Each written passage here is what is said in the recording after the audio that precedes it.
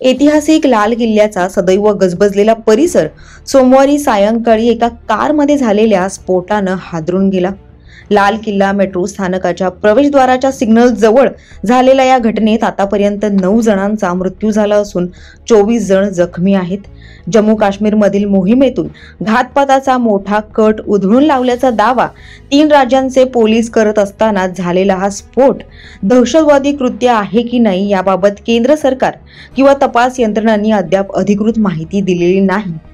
मात्र 14 वर्षांनंतर दिल्लीत घडलेल्या या स्फोटाच्या घटनेचा सर्व बाजूंनी आता तपास केला जातोय। मात्र हा स्फोट नेमका कसा झाला, दिल्लीसह देशभरात कोणत्या प्रमुख शहरात आता अलर्ट जारी करण्यात आला आहे याबद्दलची सविस्तर माहिती या व्हिडिओच्या माध्यमातून जाणून घेऊयात।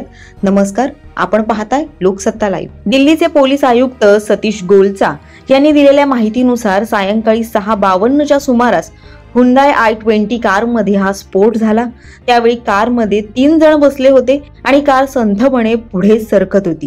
कारमधील स्फोटाचं कारण अद्याप स्पष्ट झालं नसलं तरी मृत किंवा जखमींपैकी कोणाच्याही शरीरात तीक्ष्ण वस्तू शिरल्याचं आढळलं नाही। बॉम्बस्फोटानंतर घटनास्थळावर मोठा खड्डा पडतो तसंही या ठिकाणी घडलेलं नाही, त्यामुळे बॉम्बस्फोटाबद्दल पोलिसांनी साशंकता व्यक्त केली। अद्याप कोणत्याही दहशतवादी संघटनेनं या घटनेची जबाबदारी घेतलेली नाही। मात्र संबंधित कारची नोंदणी नावावर असलेल्या व्यक्तीस हरियाणातून अटक करण्यात आल्याचंही त्यांनी सांगितले। आज करीब 6:52 पे एक यहाँ पे रेड लाइट पे एक स्लो मूविंग व्हीकल जो रेड लाइट की तरफ आके रुका था, उसमें एक ये एक्सप्लोजन हुआ है।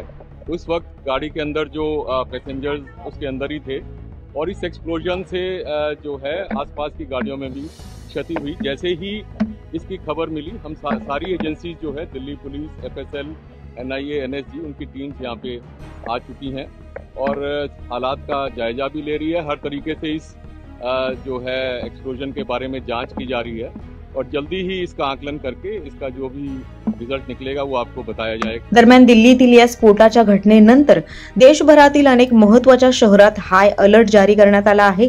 राजधानी दिल्लीसह मुंबई, कोलकाता, हैदराबाद, देहरादून मध्ये ही अलर्ट जारी करण्यात आला आहे। तसंच बिहार, मध्य प्रदेश, हरियाणा, उत्तर प्रदेश, केरळ आणि तामिळनाडू मधील काही महत्त्वाच्या शहरात देखील अलर्ट जारी करण्यात आला आहे। या संदर्भातील वृत्त इंडिया टुडेनं दिले। दुर्घटनेतील जखमींना नजीकच्या LNJP रुग्णालयात दाखल करण्यात आलं असून त्यापैकी 2-3 जणांची प्रकृती चिंताजनक असल्याचं समोर आलंय।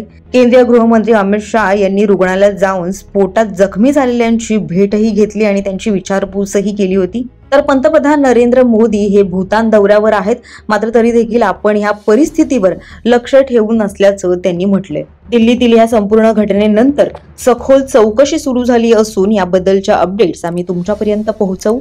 त्यासाठी लोकसत्ताच्या YouTube चॅनलला सबस्क्राईब करा आणि पाहत राहा लोकसत्ता लाईव्ह।